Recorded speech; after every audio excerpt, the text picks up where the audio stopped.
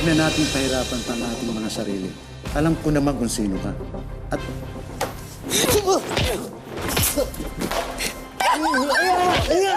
Bayaran mo yung damages ko. Puro pasa at kalmot ang ginawa sa akin ng dalawang yun. Ako ang bahala sa'yo. Kukunan kita ng abogado. Ganito ba dapat katapang yung article mo, Ma'am Beth? Hindi ka ba natatakot na baka balik ang Judge Jacinta? Matagal ko nang alam na madaming pwede mangyari sa akin ng dahil sa trabaho. So ngayon na lumabas na yan, anong susunod natin gagawin? Kailangan malaman natin ang bawat galaw ng mga tauhan ni Jacinta. Lalo na yung mga taong pinagkakatiwalaan niya. Pulis na! Walang ihilos! Tumatakas!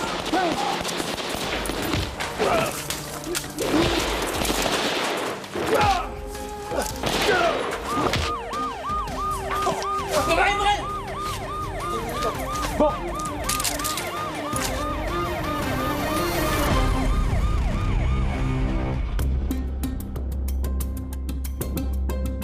Nagkabarilan yung mga tao na kinuha ko. At yung mga pulis, ma'am. Nasa kamay nila si Alan. Paano nilang nalaman yung lugar? Paano nakarating doon yung mga pulis? Hindi ko nga alam, ma'am eh. Baka may isa doon sa mga tao natin na nasundan. Nawala lang si Nelson. Pumalpak ka na naman! Pasensya na po, ma'am. At yung Alan na yon, gumawa kayo ng paraan na hindi siya magsalita sa mga pulis. Takutin nyo. Silawin nyo ng pera kahit ano gawin ninyo. Alam nyo na yon. At saka yung tauhan mo, pagpahingahin mo na muna. Hindi tayo pwedeng ma-associate sa kanya dahil markado na siya ng mga pulis. At pwede ba? Huwag na kayong pumalpak, please! Pwede ba? Yes, ma'am.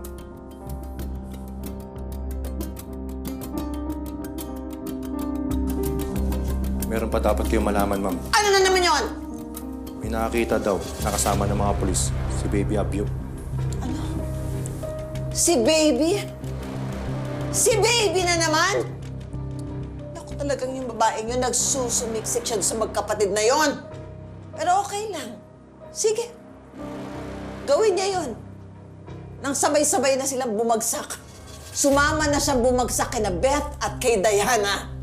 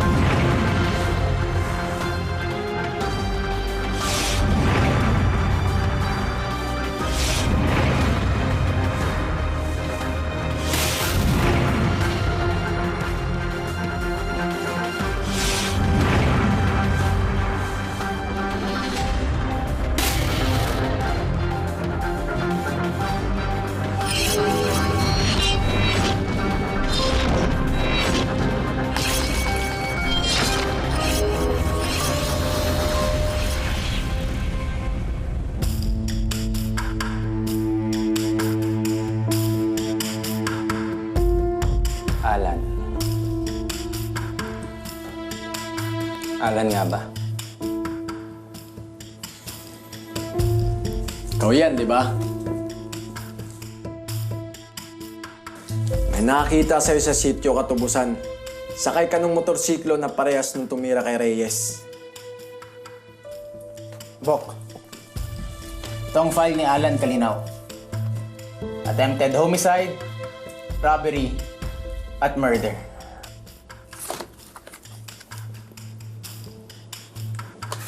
Kailan mo pa Alan Kalinaw? Umamin ka na kasi na ikaw tumira kay Tomas Reyes. Pero mas interesado kami kung sino yung nag-utos sa'yo. O-offeran ka namin. ipapasok ka namin sa Witness Protection Program.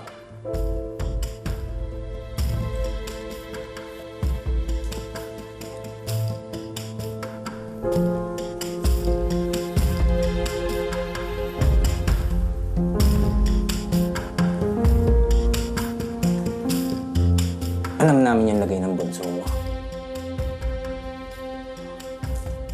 Meron siyang tumok sa utak. Baka naman para sa kanya eh. Magsasabi ka na ng totoo. Maghahanap kami ng makakatulong para mapagamot ang anak mo.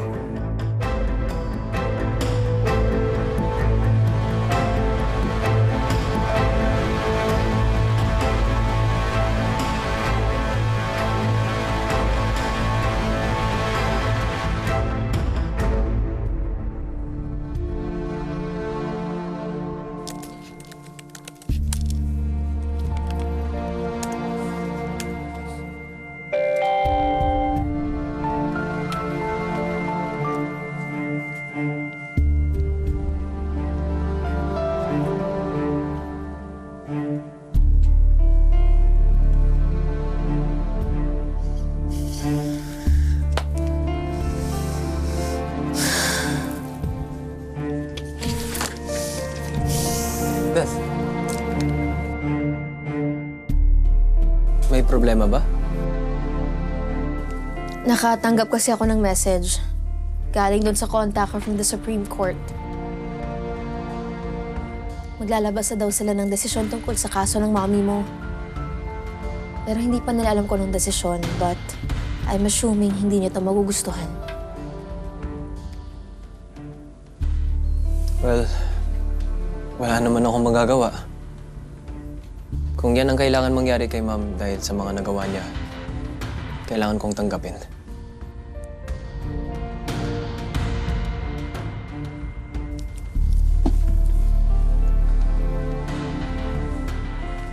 Paano kung may kinalaman nga si ma'am sa pagkabatay ng lola mo? Makaka-apekto ba yan sa atin? I mean, kung ano meron tayo. Sa totoo lang, Elon, hindi ko talaga masabi sa'yo lahat ng nalalaman ko. Noon pa. Kasi natatakot ako na baka may magbago tungkol sa atin. Tungkol sa kung anong meron tayo. Pero naniniwala ako na hindi ikaw ang nanay mo. Iba ka. Kaya kung akong tatanungin, sana walang magbago. Sa'yo ba?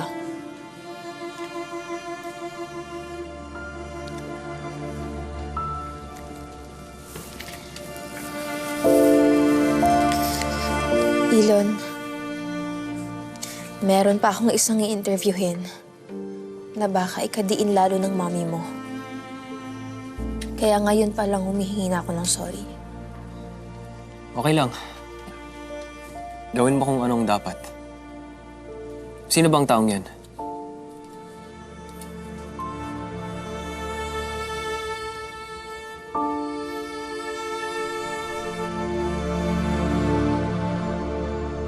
Sir, kung ano man po ang gusto niyong sabihin, malaya kayong makakapagsalita. Salamat po. At para sa lahat po ng nanonood ng interview natin ngayon, pwede ba kayong magpakilala? Ako ang hitman. Ako ang pumatay kay journalist Tomas Reyes. Masasabi niyo ba kung sino ang nag-utos sa inyo? Ang nag-utos nito ay isang tao lamang.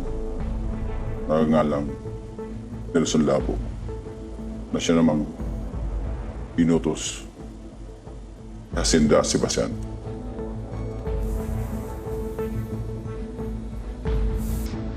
May sinabi po bang dahilan kung bakit pinapatay si Tomas Reyes? Hindi ko na tinatanong kung ano dahilan. Nagbabayad sa akin. Pero sikat si Tomas Reyes. Lagi niya tinitira si Dad sa mga video niya. Baka dahil doon. Ano ang pruweba mo sa mga sinasabi mo? May mga screenshot ako. Usapan namin ni Nelson. Binabanggit niya si Hacienda Sebastian. Vlad. Vlad, turn it off. Please, Vlad, turn it off! Vlad, talagang hindi ako titigilan ng babaeng yan. Vlad, please, nakikiusap ako sa'yo. Ilayo mo yung impluwensya ng reporter na yan sa kapatid mo. Please, Vlad.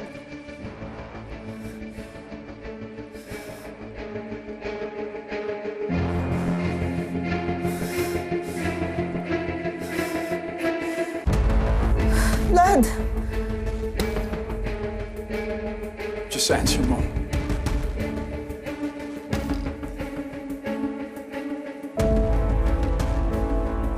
Totoo ba?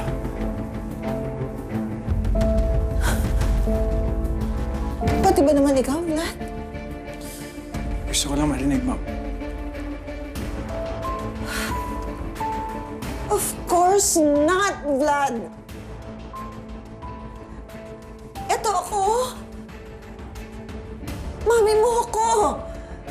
Mas kilala mo ako kaysa sa ibang tao.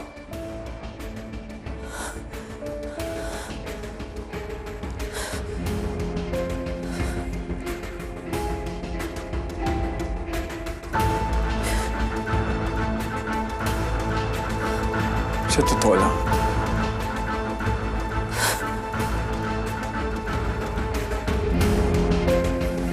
Parang hindi na ako sigurado eh.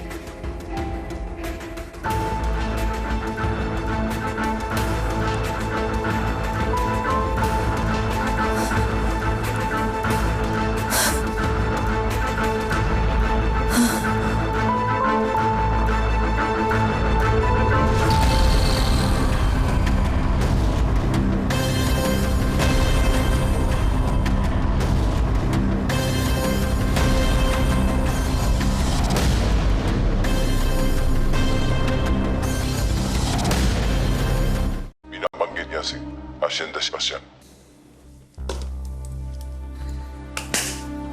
Ano? Tingin nyo, may epekto ba yung interview?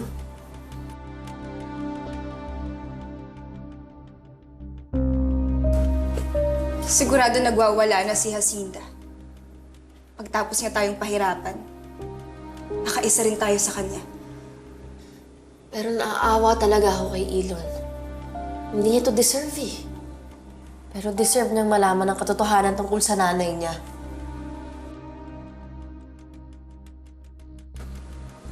Paano pa kaya si Sir Vlad? Anong magiging reaksyon niya dyan?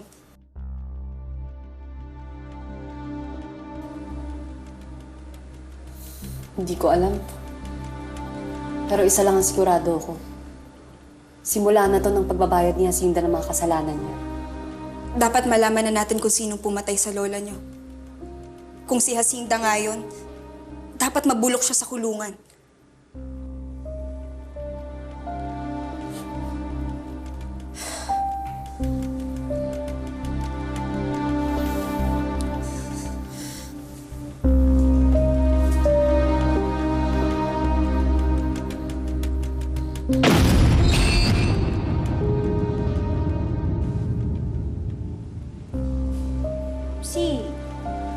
Paano kung makulong talaga si Judge Jacinda? Ano tayo? Huwag mo muna isipin yun. Siguradong gumagawa ng plano yung si Jacinda, kaya pinapunta ako dito. Maghintay lang tayo.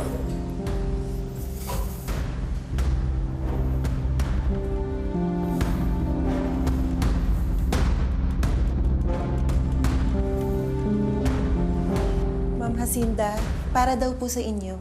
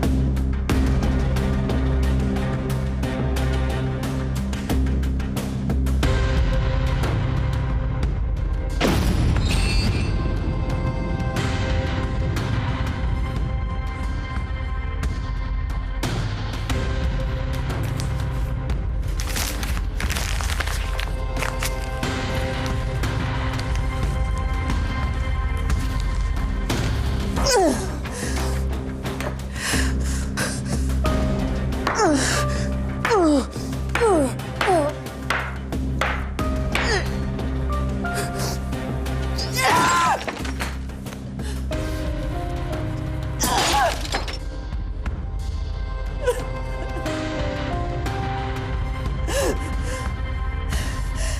ako titigil hanggat hindi ako makapaghiganti sa'yo. Sa'yo at sa kapatid mo. Pati na doon sa pakalamerang baby na yan!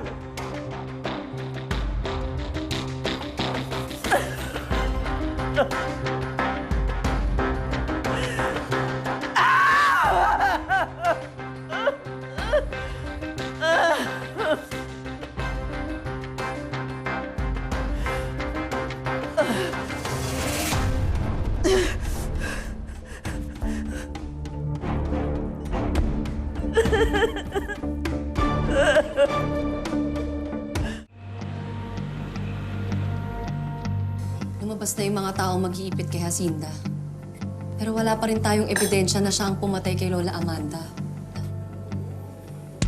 Nung nakita ni Ma'am Vera na nagtatalo si Jacinda at Ma'am Amanda, hindi pa ba yun sapat na ebidensya? Oo nga. Baka nga may iba pang taong nakarinig nung usapan nila nun eh. Hanapin natin. Kailangan pa din natin maghanap siyempre ng matibay na ebidensyang panghahawakan. Anong ebidensya pa ba ang kailangan? Hindi pa ba sapat na umamin yung hitman na inutusan siya ni Jacinda? Sa kaso ni Thomas Reyes, oo, tama, may witness. Pero sa kaso ni Mrs. Barameda, wala pa din tayo nahanap na magtatahi sa kanya sa crime scene. Sadly, tama yon. Lahat ng mga nakita kay Jacinda nung gabi na yun, sinabi na nasa ballroom lang siya the whole time na nangyayari yung nangyari kay Lola. E paano kung inutos lang din yun ni Jacinda? Ang ipapatay si Ma'am Amanda? Kung totoo nga yung sinasabi mo, baby, isang tao lang makakasagot niyan.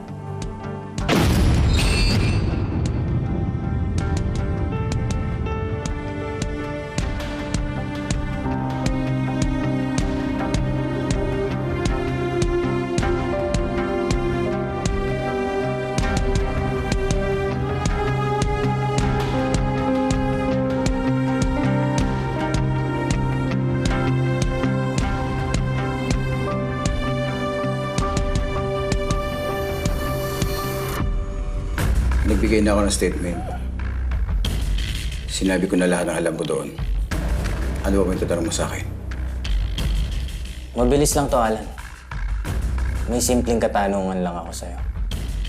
Inutusan ka ba ni Jacinda Sebastian na targetin ng isang babae nagngangalang Amanda Barameda? Yun ba yung negosyanteng pinatay sa may hotel?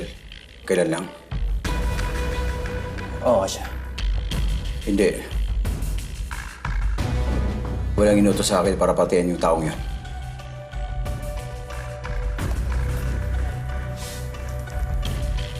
Sigurado ka? Oo. Hindi ako nagsisinungaling. Hindi ako pumatay sa Barameda na sinabi mo.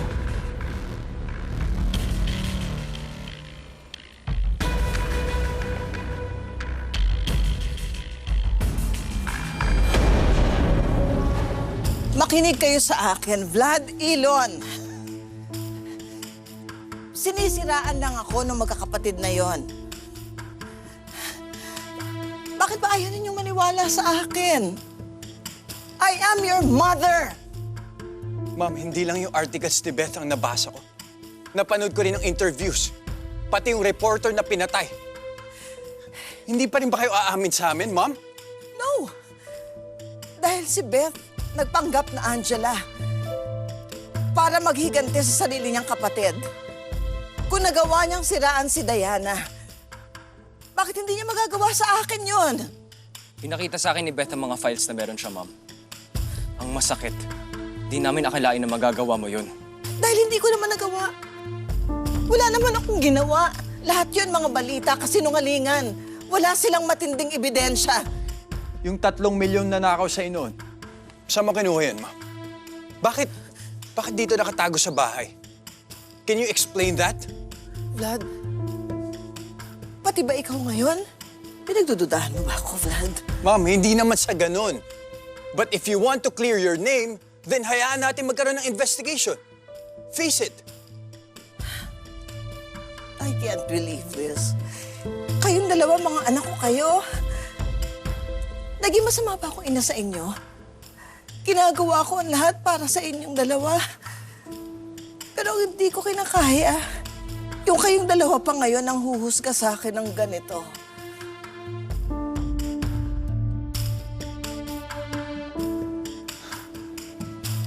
Ma'am, magpahinga ka na. You need to rest.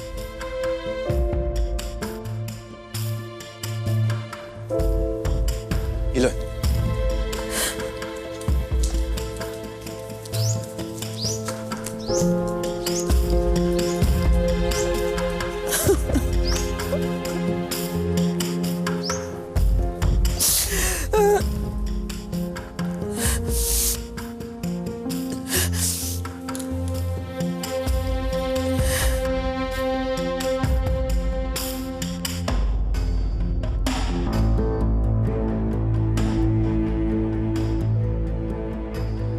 Hayop kayo ng mga kapatid mo, Diana. Pati ka na, baby. Hindi ko hahayaan na sirain ninyo ko sa mga anak ko. This means war.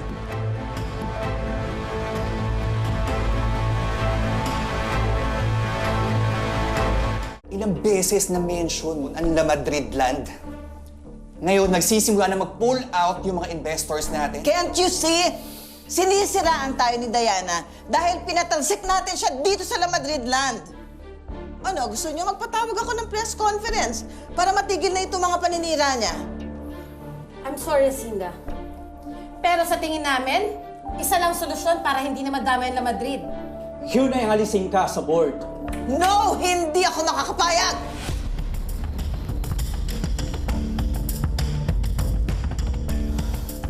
Please, hindi pa nagsisimula ang investigasyon. Hindi pa napapatunayan ng mga binibintang sa mami ko. Pero bakit naman yung kay Diana noon? Jacinda, ikaw yung nag-convince sa amin na unahin namin ang imahe ng kumpanya. Exactly! Anong pinagkaiba ng noon sa ngayon?